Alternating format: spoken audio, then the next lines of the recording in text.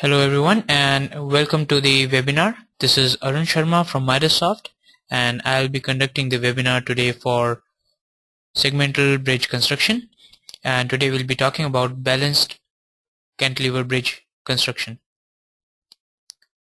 So this is what we'll be covering today.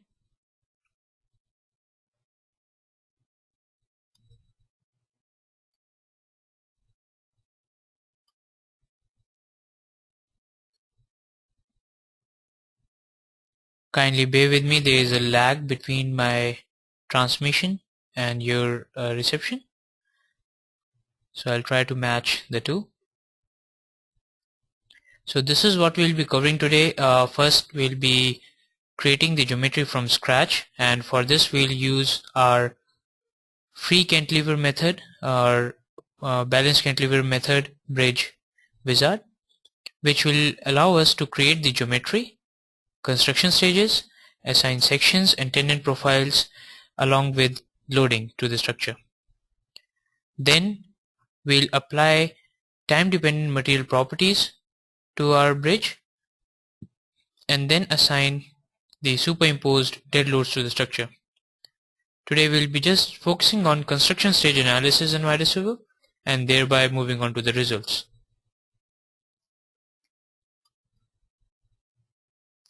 This is an overview of the bridge geometry. We'll be modeling a 3-span balanced cantilever bridge, and these are the box section. It is a single cell box section, and it is tapered from the pier table location to the center of the bridge. So the dimension of the pier cap or the pier table is given here, and the dimension at the key or the closer section is given this. This will be the construction sequence. We'll start the construction from the pier table, and you can see form traveler mounted on top of the pier table, and the construction as per balanced cantilever bridge approach is carried on both sides of the pier table, and therefore it's called a balanced cantilever bridge construction methodology. Most of the time what happens is we start construction on one of the pier table first.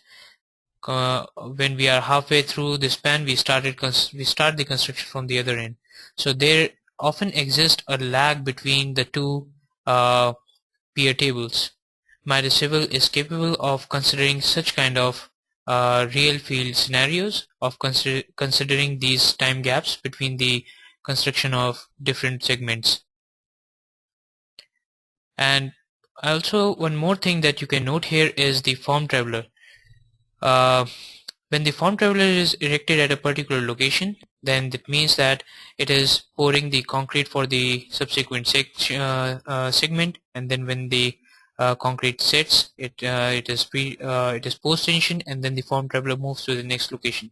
So there is a sort of moving load applied to the structure that moves from one node to another node at different construction stages, and our wizards will take care of this kind of modeling automatically. Then there is an approach deck or fully shored segment which is very close to the approach deck, and we have this sort of span which we create using some kind of supports underneath it, which is cured for a longer duration, and once it is in position we apply the key segments. So same methodology is applied at the two extreme ends. And this is how a construction schedule usually looks like. You can see on the y-axis there are numbers. Each segment represents, or each line or division represents 15-day timeline here.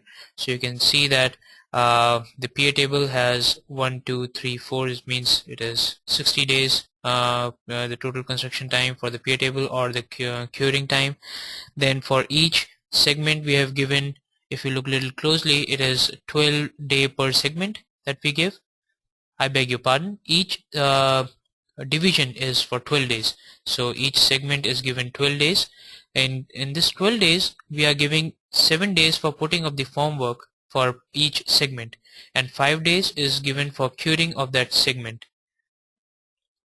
Also with this timeline you can see that pier table 1 is erected before pier table 2, and there exists a gap of 60 days right here.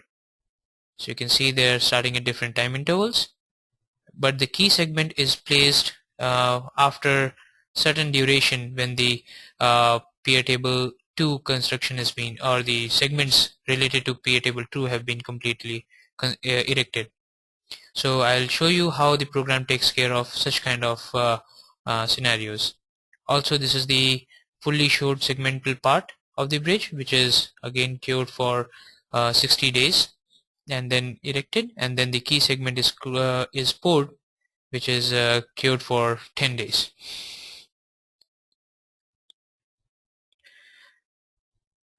This is the tendon layout that you can see here. You can see in different segments, different number of tendons are anchored. I'll come to these details later on, but for now you can just see that the tendons are started from the these are basically the top tendons which have started from the pier table and then moved onto the cantilever portion in the same format, and then we have the bottom tendons and the continuity tendons that come into picture once the closer sections are erected. So they are as you can see, they have different starting points and different ending points. We can control all these things in our wizards, and automatically such layouts are easily generated. And once the bridge is constructed after the wizard, you can see the complete bridge formation as shown here. So from this point onwards, I'll move on with the real modeling of the bridge. So let me go back into the program and start with a new file.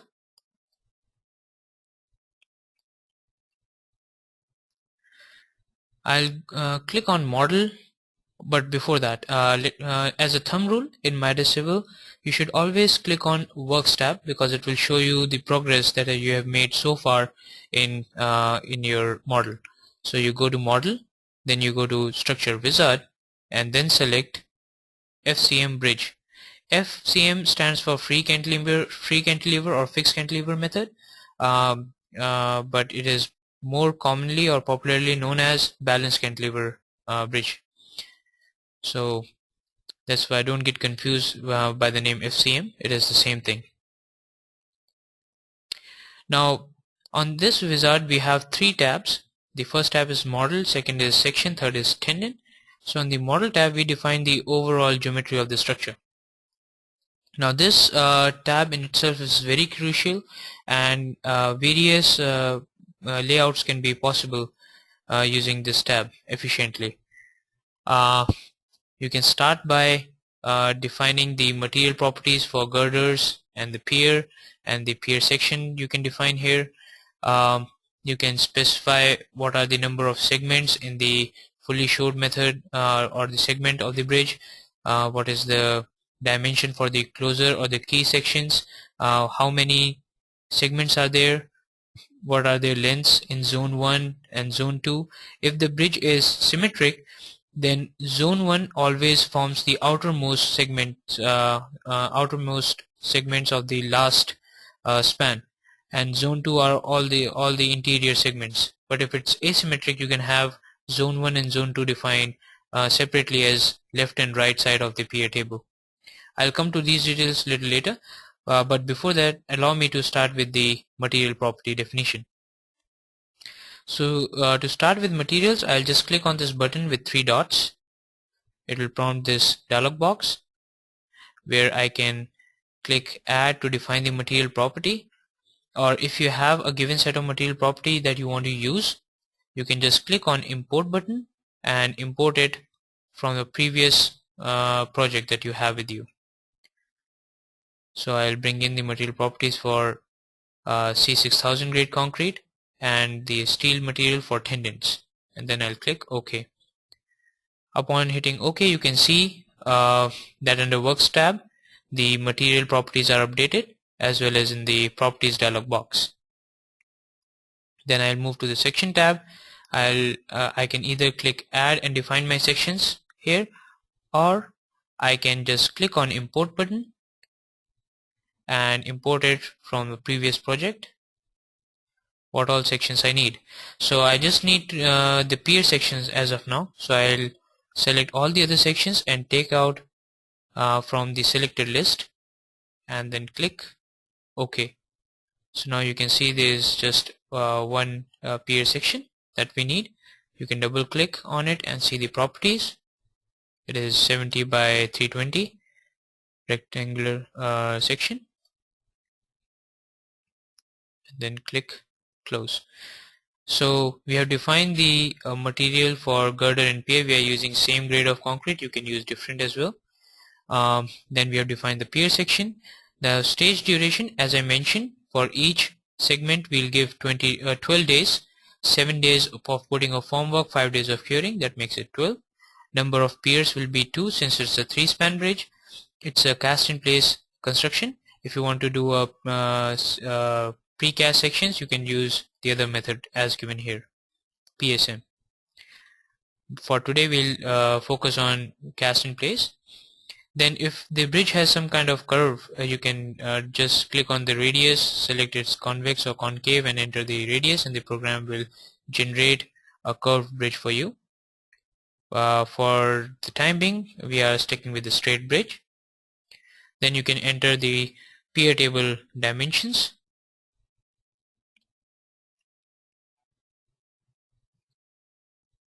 and once you have entered the pier table dimensions, and all these abbreviations that are given here can be read easily from this bitmap image.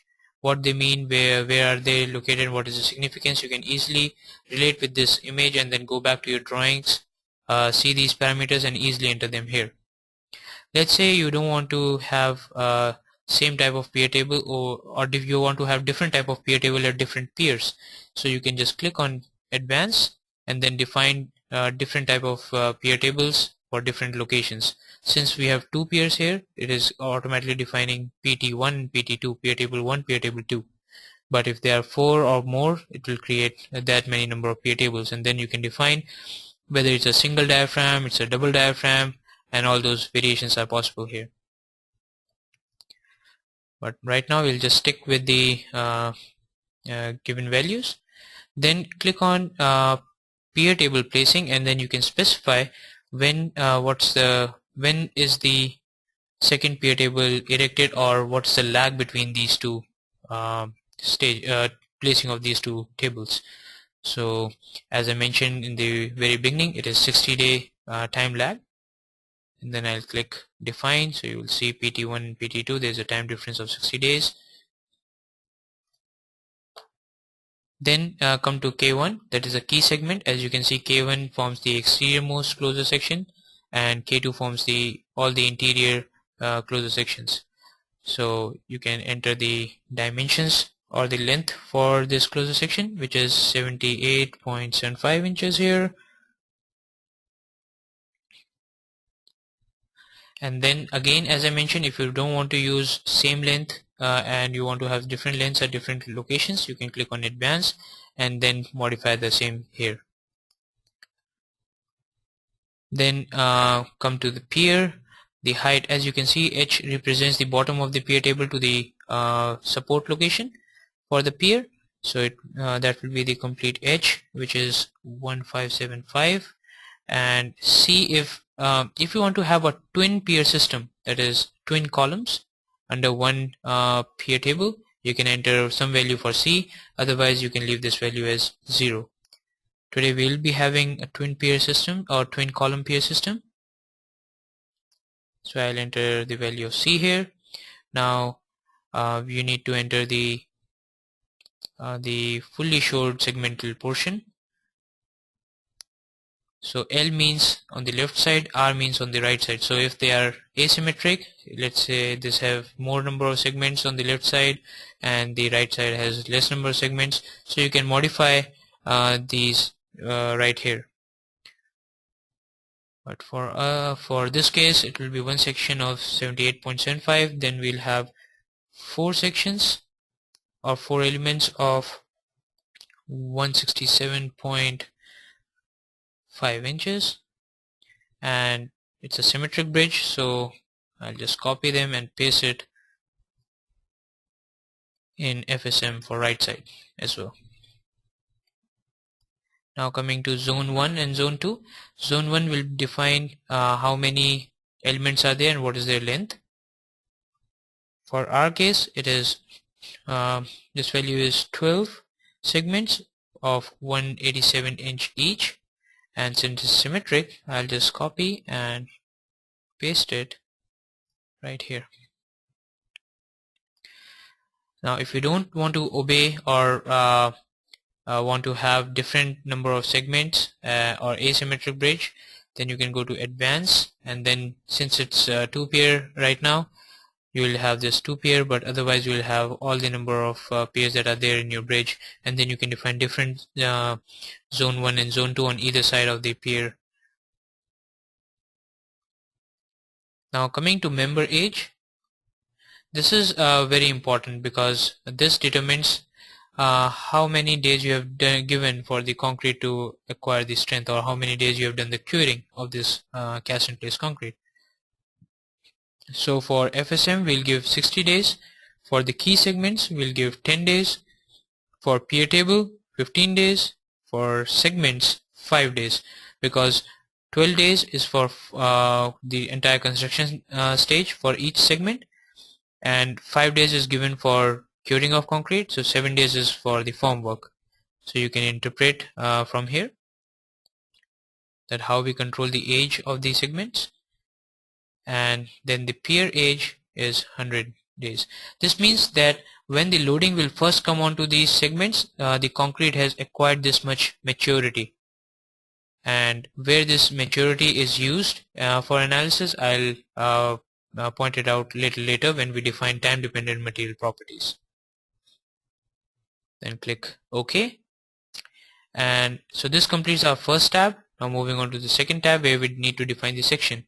You can choose from single section or single cell or 2-cell sections, or if you want to have some user defined section, you can go to type 2 and then bring in any section you want for the center and the pier table, and the program will create the balanced cantilever bridge using those sections. But for the time being, I'll stick to a very simple single cell box section and just go ahead and enter the values. Now again, these values can be easily read from this bitmap image right here, and you can see the values are for the key section as well as for the pier table. So I'll just enter the values in there.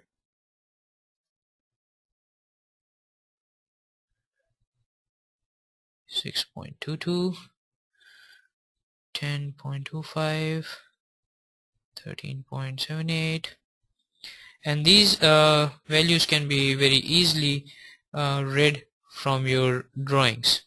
So if you have any cross-section drawing with you, you can directly break them down into these components and then enter these values directly. If you're using type 2, then you can even bring in your sections from the CAD drawings and then create in section property calculator, and then create the section from it and then bring it here. And I would recommend to use that kind of that approach only if your segments are really of or are basically not the common sections. There's some unique shape involved there.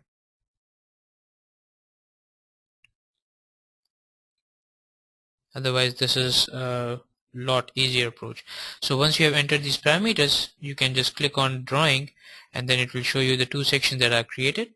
One is the closer section, this is the pier table section, and you can also consider the weight of form traveler as well as weight of wet concrete. So if you check this on, you can the program will automatically calculate the section dimension and use the weight of wet concrete and apply them onto the structure before the section is actually erected. The weight of form traveler you can enter as 176.4, and the eccentricity will be 98.5 inches. So this is where you define all the sections. Then we move on to the third and final tab, which is tendon. It is a very interesting tab because you can and it is very intelligently laid down. If you look at this bitmap image right here, you can identify some layers of tendons, and these are the layers of tendon for top tendons in the peer table, and these big circles are the anchorage locations, and this big circle is the third anchorage location for the bottom tendons. So all you need to do is specify what is the level of or the depth or how much, at what depth are these layers uh, are applied in the cross section of the peer table, and you need to specify what is the spacing between the tendons, and basically just give the outer coordinates of these layers, and then specify the number of tendons that will be there, and then specify where the tendons will be anchored in different segments, and the program will automatically use these three information, that is the layout, the tendon number of tendons, and the spacing, and where they are anchored. The program will automatically create the entire uh, tendon profiles for you. It might sound a little complicated right now, but trust me, when I'll show it, it will become very simple. So I'll just start entering the coordinates for the top tendons.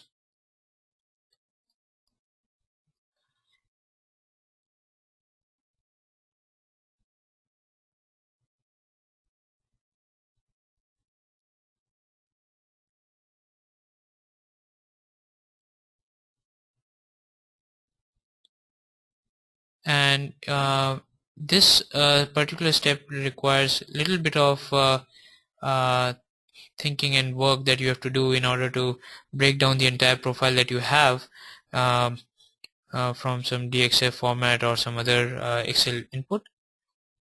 But once that is done, that will certainly be very helpful for your generating model using the wizard that includes all the construction stage analysis. But this does not mean that you are bound to use this approach to create the tendon profile. You can create the entire bridge by just checking off tendon and pre-stress. So it will just create the entire construction sequence without the tendon profiles in there. And then you can go and create the tendon profiles manually from your spreadsheet inputs or from your text inputs, and then modify the construction stages accordingly. And there exist several tricks. Sometimes the engineers just enter some value here to generate the bridge, and then just go into the tendon that are created and then replace their values with the exact coordinates that they need. So there are various ways of working around with these features and optimally saving your time and modeling the structure. So once these outer coordinates and the anchorage locations are defined, I'll click on tendon number and then specify how many tendons are there in which group. So N1 is 7, N2 will be 3, and 3 will be 6, and 4 will be 3, and 5 will be 2, and 6 will be 7, and 7 will be 2, and 8 will be 5. So I'll stick with these number of tendons in each group here, and now I'll define the anchorage points in different segments. So for top tendons, let me bring this spreadsheet, this presentation here. If you notice here, we have two tendons being anchored in the peer table. Then from segment 6 to 10, we have two tendons being anchored, and for the similarly for the bottom tendons, we have two tendons anchored in segment I think it's 5, and two tendons being anchored in segment 11. So you can have these kinds of information pretty handy with you, and then while you are defining this, you can just say that okay, for top tendon peer table, I want 2 tendons to be anchored. Then all the others will have 1 1 1 from 6 to 10. I want 2 tendons to be anchored and just defined, so they are modified here, and others remaining 1, and then click OK. Then bottom side tendon, I mean that is the outermost spans. From segment 1 to 4 we don't have any tendon anchored, so we'll have 0. Fifth will have 2 tendons, and 11th will have 2 tendons, and the 12th will have none. So this way you can define the anchorage for the mid and side. Oh, I beg your pardon, I mixed the mid and the side, so let me just quickly fix it. For the side it will be, fifth one will have just 1, and 11th one will also have 1 and 1. Yeah, sorry, I mixed up the side and the mid one. So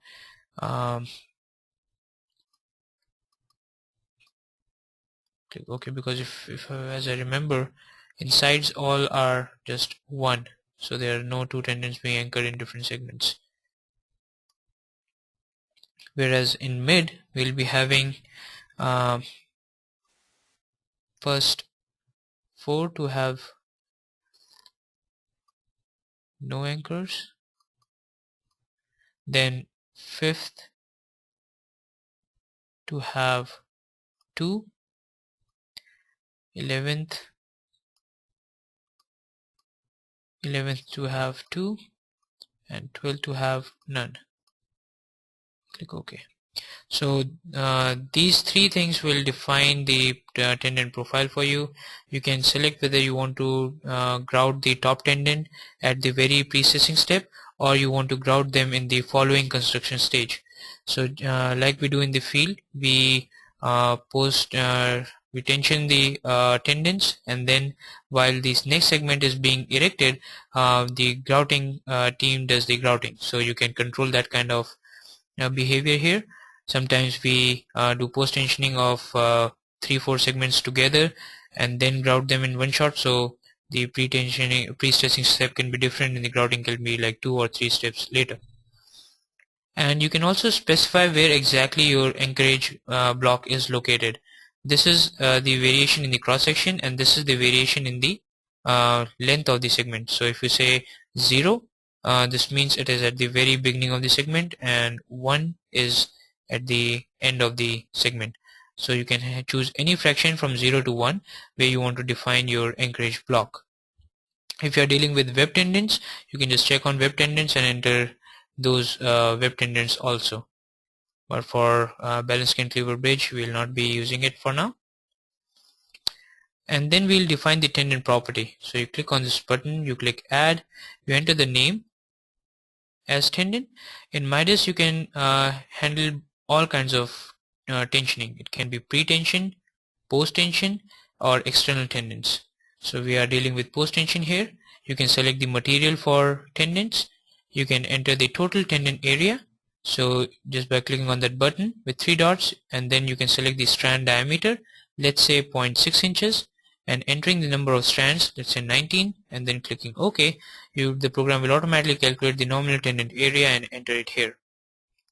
Then you can enter the duct diameter for each tendon, and then the relaxation coefficient. If you want to compute the relaxation losses, you can choose to do it as per CEBFIP, and you can enter the coefficient as 5 or 2.5% depending upon the type of tendon that you are using. Then you can enter the ultimate strength of the tendon and the yield strength of the tendon.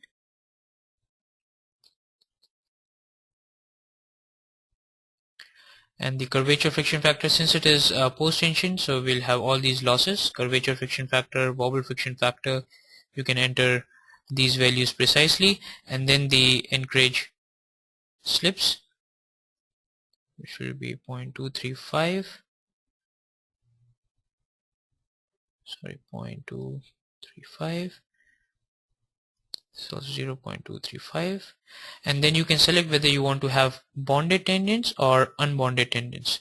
So we'll select bonded tendons for the time being and then click OK. So this defines the tendon property. Moment we do that, you can see it under the tree menu.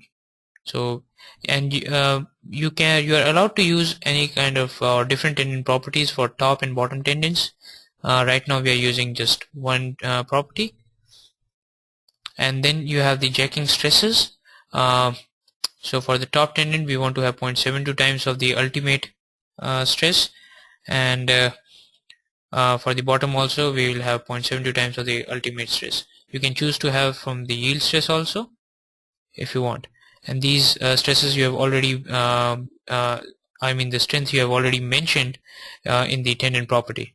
So it is ultimate strength or the yield strength based on which you want to have the multiplier for jacking and applying it as jacking stress. Now once you have done all this, you can always go ahead and save this file with some name. Let's say balance cantilever bridge, and then just click save. So, and next time you want to manipulate something in this wizard, you can just click open and then click on balance cantilever bridge.wzd, which is the wizard file, and all things will be restored as it is. And then you can go ahead and click OK, and the program will generate the entire bridge for you. As you can see here, the bridge is created in front of you. It has all the supports defined, it has all the loading defined, it has all the tendon properties defined, and the construction stages defined. And what I'll do is just display the tendon profile points and the nodal loads onto the structure, and we'll cycle through the construction sequence. Right now we are looking at the base construction stage. So we'll change the construction stage to from base to CS1, which is first construction stage, and I will press down my wheel mouse button and just drag my mouse so you can pan the structure anywhere in the cross section very easily. And then I'll zoom in so that you can see. Just by scrolling forward you can zoom in. Now if you look closely into the screen, you will see that there are two tendons per web anchored in the pier table, and then you can see this vertical arrow, which is the point load for the form traveler, and then there is a moment arrow that represents the moment arm or moment that is coming to the pouring of wet concrete for the next segment. So this is your first construction stage. Let me zoom fit, and let me zoom out a bit and fix this view. Now I'll switch to the second construction stage, and here you will see that a new segment, the next segment is erected, and the new pair of tendons are anchored, and the form traveler moves from this location to the next location. Third construction stage, the form traveler jumps to the next location, new segment comes into picture, new set of tendons anchored. Fifth stage, sixth stage, and so on and so forth. And same thing is being done if I zoom fit to the other approaching segment.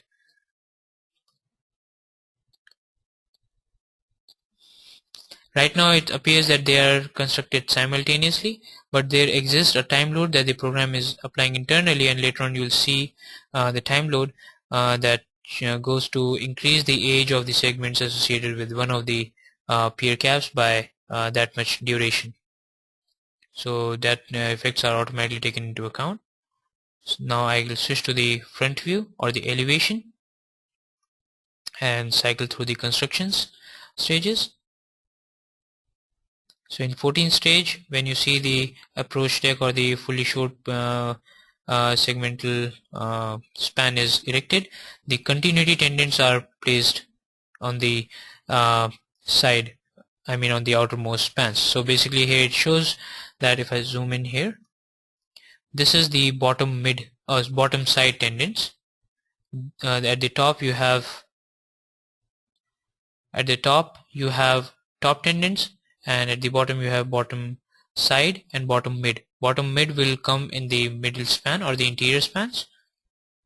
So let me just zoom in at this location and move to the final construction stage, where you will see this final segment or the key segment is applied and the continuity tendons come into picture.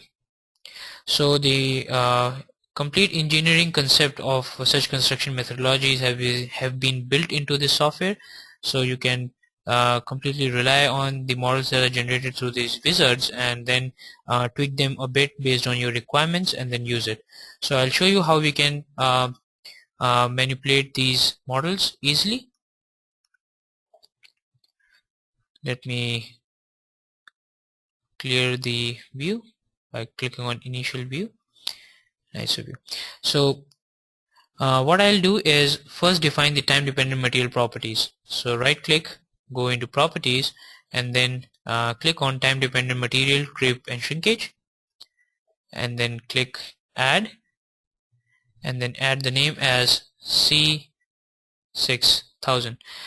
So basically you can give any name you want. I chose this name so that I can identify or associate it with the material I'm using. You can select from different codes for creep and shrinkage. As you can see, we have CBFIP 1990, 1978, ACIPCA combined, ASHTO, and a user defined feature. So even if you are using some set of material properties of your own, you can definitely go ahead and define those curves also in the software. And the reason we choose CBFIP 1990, it is that it gives the best behavior or best concrete behavior against time, and the results are really accurate as compared to other codes that are out there. So but anyways, we have other options. If the contractor wants you to use a particular code, then you have to use it. Otherwise you are good if you are using CBFIP 1990. Anyways, now we'll enter the characteristic strength of the concrete as 6 ksi, relative humidity is 70, the notational size of the member, which is the volume to surface area ratio. Right now we'll just choose it as 12. Now I'll come to this point. It is an arbitrary value for the timing, and later on we'll modify it, because as the section sizes change, these values need to be updated. So program will automatically take care of this, and I'll cover that in a short while. Then what kind of concrete you are using or cement is normal or rapid hardening, and the age of concrete at the beginning of shrinkage is 3 days. Then you click on show result and you will be able to see creep coefficient and shrinkage strain graphs. Now when we say the age of concrete is, let's say 30 days, the program will read when the segment is activated, the age of the concrete is 30 days, and from here onwards it will compute, it will multiply the creep coefficient and the shrinkage strain in the segments and go on adding the construction stage duration to the structure. So in this manner the age of concrete plays a crucial role, because that defines the starting point on this curve from which it affects the material properties and the stresses in the sections. I'll click close here and click OK, and then click close.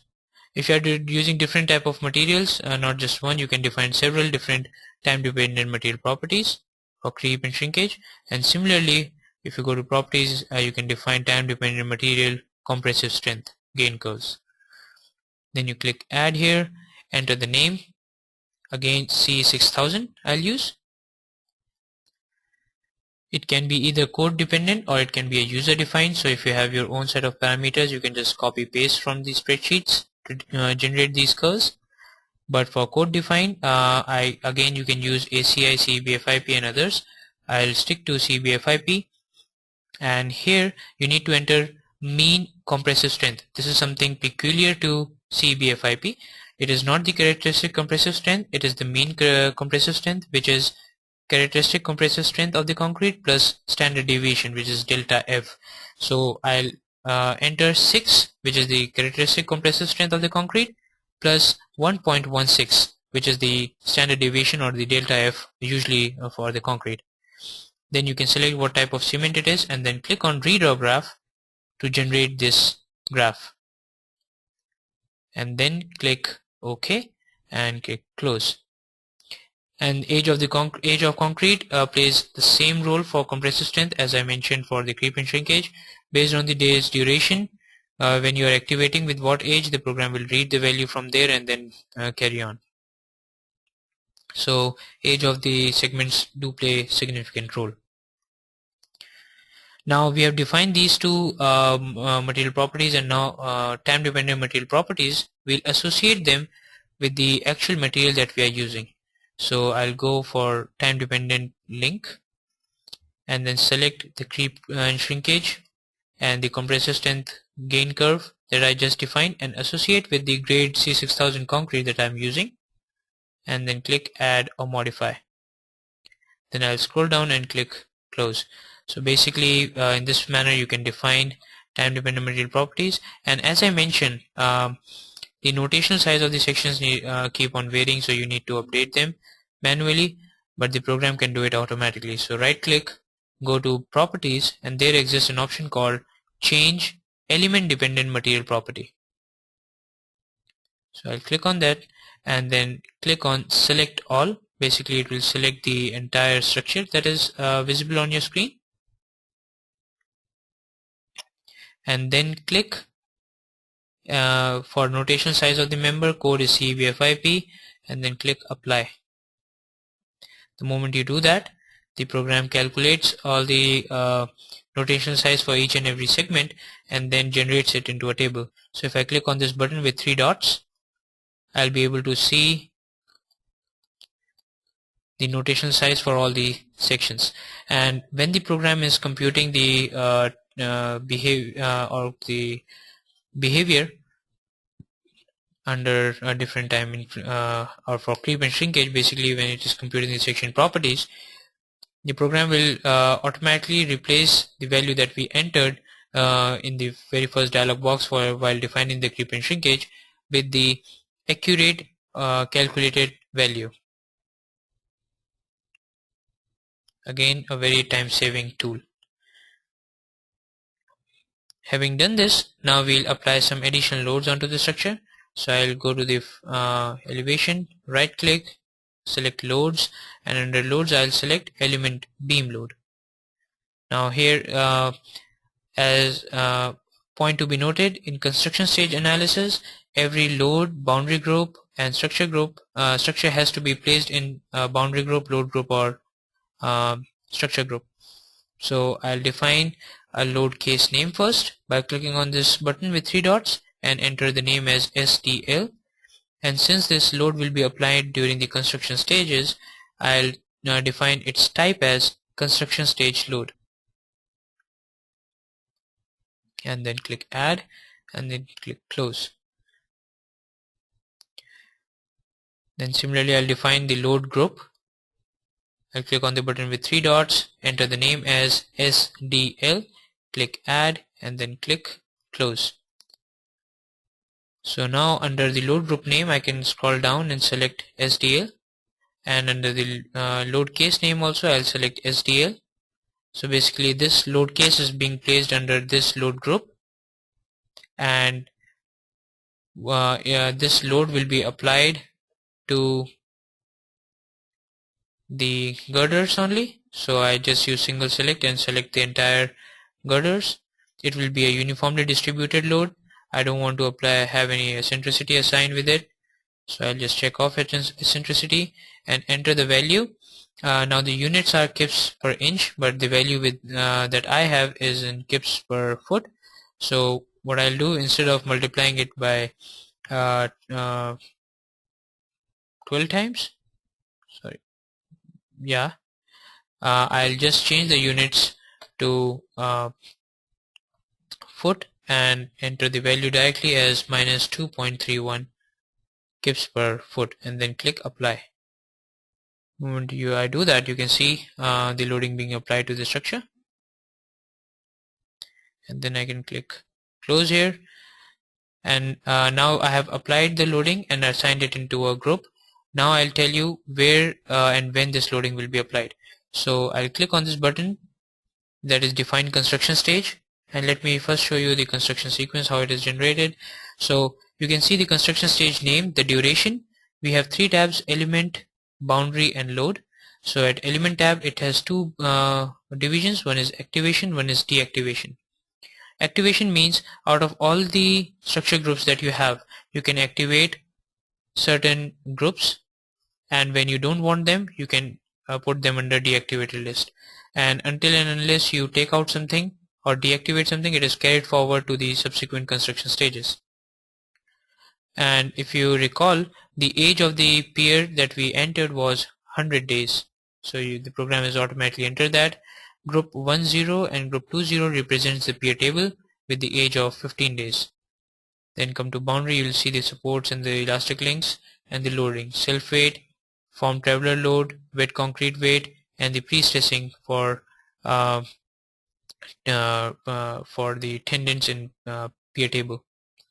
You can also create the load to be applied at a certain time interval after the starting the construction stage. As you can see, the wet concrete weight is applied on the 7th day of this construction stage. That means 7 days in this construction stage was given to put up the formwork for the next concrete, for the next segment, and then the wet concrete weight was applied on the 7th day onto this segment for remaining 5 days. And after this construction stage, if I go to CS2 and come to the element tab, you can see the new segments are activated with an age of 5 days. So all these things are automatically and carefully computed by the program and entered here. And since it is a iterative process, using a wizard is highly justified because it will cut short any human error that can creep in. And then automatically those wet concrete and form traveler 1 weight are put under the activation tab, and the new ones are added to the activation tab. So until and unless you are very confident, and not confident, I mean very clear about using these features, you can, and frankly speaking, they are very simple. So if you just try your hands 1 or 2 times on these construction stage generations, you can create any kind of construction sequence within no time. And we have whole list of tutorials on our website that you can download and try them at your own time. So just cycling through the construction sequence, you can see that different loadings are activated and deactivated. This simulates the movement of form traveler onto the structure. Same thing with the elements. They are being activated. When the closed section is placed, we have different ages for them also. And under loads, we have the pre-stressing loads also coming into picture. And this is the final stage where I'll enter the duration as 10,000 days because I want to see the permanent effect of creep and shrinkage onto the curve onto the structure. And then I'll select the load group that I created, SDL, and just add it under activation tab, and then click OK. So in this way I can easily manipulate the construction stages, apply loads and modify them. And now I'll move on to the final step. I'll go to analysis, click on construction stage analysis control, and here specify the time dependent effect control if you want to compute just creep or shrinkage or both, and auto time step generation for large construction stages like for 10,000 days. The program will split the cycle or the duration into number of steps for internal computation. And then you can consider tendon tension loss effects for creep and shrinkage. You can see the tendon tension loss effect for elastic shortening. You can consider the variation in compressive strength. If you have entered rebar data, you can consider rebar confinement effect. And if you want the effect of time dependent behavior to be carried forward after construction stage analysis to the static model for live load and earth seismic analysis, you can just check this option, and that will also be taken care of. So but for the time being, we'll stick to this default options, and then we'll check on consider initial tangent displacement for erected structures. Basically this option will generate different type of deformation results. It will generate 3 results. One will be the camber diagram or the camber deflection. Second one will be the real deflection that will occur in the construction site, and the third one which is the deflection due to the existing loads onto the structure that is activated at that particular step. And then you can click on save output for current step, or the current stage for beam and trusses, and then click OK. Once you have specified all these inputs, you can just click on perform analysis, and I think it will ask me to save the file first, so let me save it with the name, let's say test1, and then I can you can read the progress that is there, that's being made in the message window below. It will show you what analysis is being performed, if any error message, or if the convergence criteria is not met during this construction stage analysis. Everything will be neatly listed down here. And when such an error occurs, then the program points out in which construction stage and for which node the error is occurring. And as you can see here, it just took 25 seconds to do this construction stage analysis, which goes to show the speed of the solver engine that we have in here. Now once the analysis is done, we'll start looking at the results. So let me go to the very first construction stage and start by looking at deformation results. So just right click, go to deformation and select displacement contour. You can see all the loadings that are applied to the structure are lumped together as dead loads, erection loads, primary tendon primary and secondary loads, creep primary and secondary, shrinkage primary and secondary, and summation. So for deformation, as suggested by the code itself, we should always consider all the primary effects along with the dead and the dead loads. So I'll click on summation, and you can choose to see the result at the first step, that is the first day of the construction stage, any user defined step that you have created in between, and the last step of that construction stage duration. This will include the time dependent effect also. So you just click on deformation and click on legend and then click apply. Now what you're looking at is an exaggerated deformed shape, but if you see the legend here and the units, you will be able to assess that it is exaggerated. So what you can do is you can scale down to make it more realistic, and as I mentioned, the program will give you different type of deformation results. So let me just cycle through few stages first. So this is the second stage, summation result. If I go to user defined step, you will see the deflection being reduced because the wet concrete is applied for this next segment, and then the last step, it will further decrease because of the applying of the moving of the form traveler to the next segment, and including the time dependent effects. So in same manner, we can carry on seeing the results at different time intervals. And right now you are looking at the camber values, but if I check on step stage real displacement and click apply, this is the real displacement or deformation that will occur on the field. So you can see the deformation at different stages, or you can just see it in a continuous manner. So this is the deformation for you. Now if you want to see the deformation that is occurring just because of the loads that are activated in, let's say, construction stage 16 at the final step, click apply. This is the deformation occurring only because of the loading that is activated at that step. So sometimes engineers want to use this subtract different deformations for different construction stages to find out that due to which loading such enormous deformation is occurring between these two stages.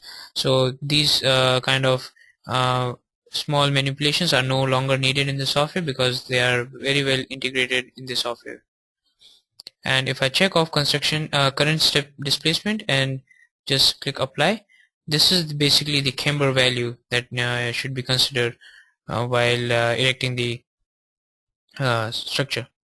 But we have a very better, lot better representation of the camber diagrams. You can just go to result, go to FCM camber, and then specify the control, that is which structure group form your bridge girder, which structure group form your support nodes, and which structure group form your key segments, and then click OK. Then you go to result again, and under Camber, FCM Camber, you can click on FCM Camber graph view. Now the Camber graph can be created for different set of loadings. But right now by default we are choosing the summation to see the complete effect. And this is the Camber diagram for you for the girder bridge. And if I just zoom in at a particular location, I just need to click and drag my mouse, and program will zoom in at that location. So you see there are two values at each node at different construction stage, and these two values represent, the top value represents the camber that must be considered while putting up the formwork, and the bottom value represents when the formwork is removed, what is the deformation that is occurring. So such detailed graphs are available in the program itself. You can then right click and zoom out all, but we have even better representation for this. So you can go to result, camber, and under FCM camber we have camber table. Again, you can choose for which loading you want to generate these graph or the tables. Upon hitting OK, you'll get the deformation at each and every node at each and every construction stage, and their cumulative effect as we go down. So you'll see there are 4 pages. Page 1 is for the FSM portion. Page 1 and 4 represent the FSM portion on left and right end, and page 2, 3 are the intermediate segments. So if you have like more the segments, so you'll have more number of pages here. So page 2, it will show you the tree diagram right there. It will show you the cumulative deflections, and then if you look at closely into the screen at the final stage, if these deflections are properly met in this field, we'll get completely aligned geometry as zero deflection. So this was how we can view camber graph and table, and that this information can be directly handed over to the construction engineers, and that will save a lot of their time. And if you are dealing with precast segmental bridges, then the program has the capability to generate manufacturing camber also. So if these segments are erected, or sorry, are cast in factory and then brought to the site, the program has the capability to give you the prefabrication camber also. Now exploring more in results, we'll come to tendon time dependent loss graph, and I'll select, let's say, some tendon that was erected in the very beginning. Okay, so top O1 tendon, and I'll click on animate. Basically now you will see the construction stages and the steps are changing, and this graph is showing you the residual stresses in the tendons at different construction stage. So it's an animation. You can record this animation and use it later on. And then you can see there the final stage. This is the residual forces in the cables or the tendons. Then you can click close and then move on to result, and this information can be neatly laid down in tables. So if you go to result table and tendons, then you will find the option of tendon loss, where I can select one of the tendons and then select the construction stage for which I want to see the result. Let's say final construction stage, and then click apply. So here you will see the stresses after immediate losses, elastic deformation losses, their ratio, creep and shrinkage losses, and relaxation losses, all neatly laid down. And let me change the unit to KSI so that the numbers are more legible.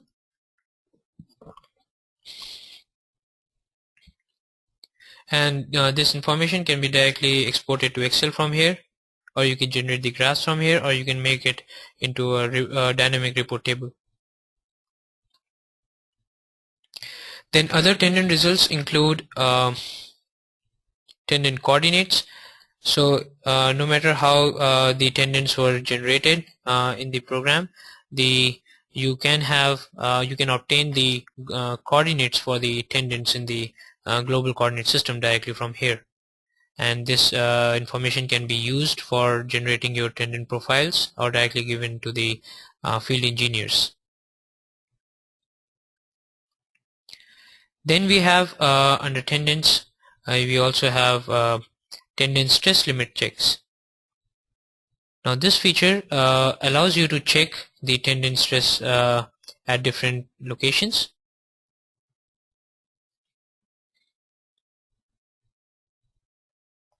So you can select if you want to see the tendons for check for all.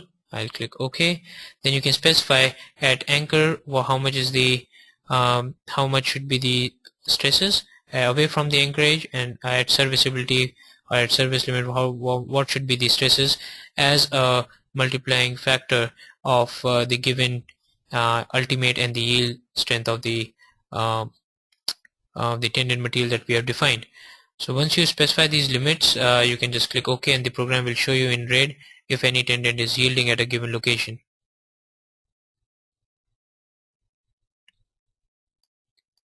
So this was all about tendons. And then during construction stages, you can also see element properties at each construction stage. So you can select the construction stage you are working in, and here you will see the starting age of that segment, the end age of the segment, and the elasticity at the start, and the elasticity, modulus of elasticity at the end of the age, end of that construction stage, and the cumulative shrinkage and the creep coefficient. So all these properties can be extracted after each and every construction stage so that you can keep a check on them. And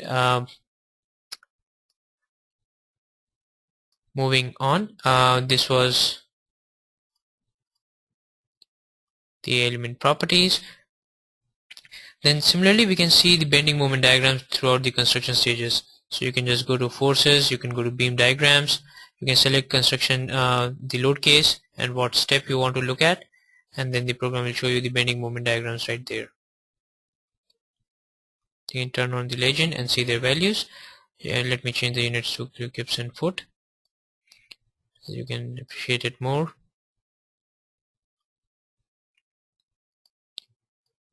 In the same manner, I can cycle through different construction stages and you can see the results. Now if you want to monitor what was the bending moment during the construction stage in a particular member, you can just go to result, and then we have the option called step stage history graph, where you can select I want to have the result for beam forces, then click add new function, enter the name as moment,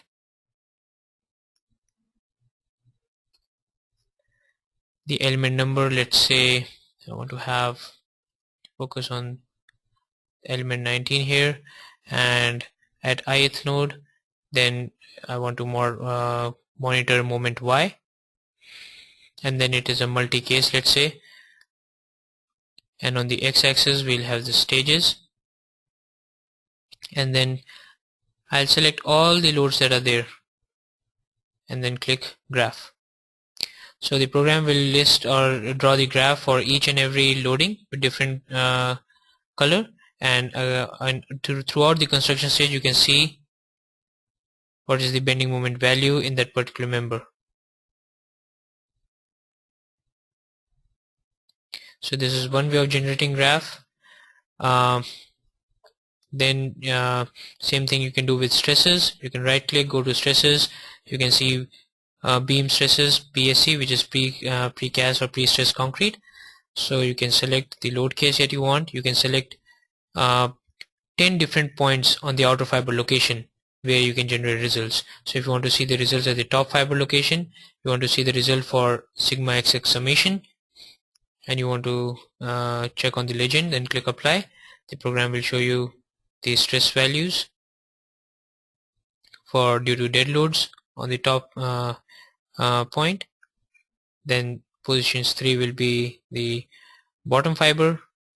You'll see this type of stress diagram, and again, so it can be generated in a graphical format. You can go to result and go to bridge girder diagrams, where you can select which construction stage, which step you want to create the graph for, and which load case you want to create the graph for, and what variable you want to have on the x-axis, and which girder group you want to focus on, and what component you want to look at in stresses. So choosing combine is it that includes the bending and axial stresses. And then you can have your allowable stress limits set here. Let me change it to KSI again, and then all you need to do is I want to see the result for current step, that is this one, and then click apply. So you can see this kind of curve given here for this loading. Then you can have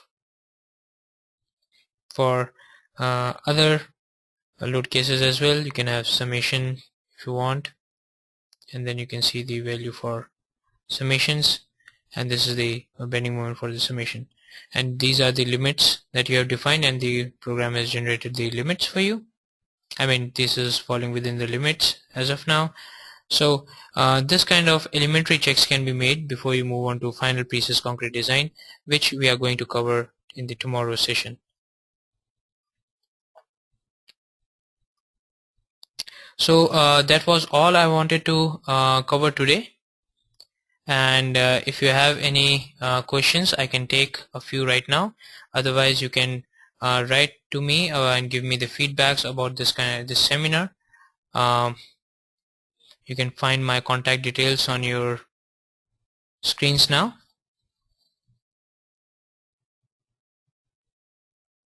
To all the existing users who joined in today, let me inform you that my contact details have been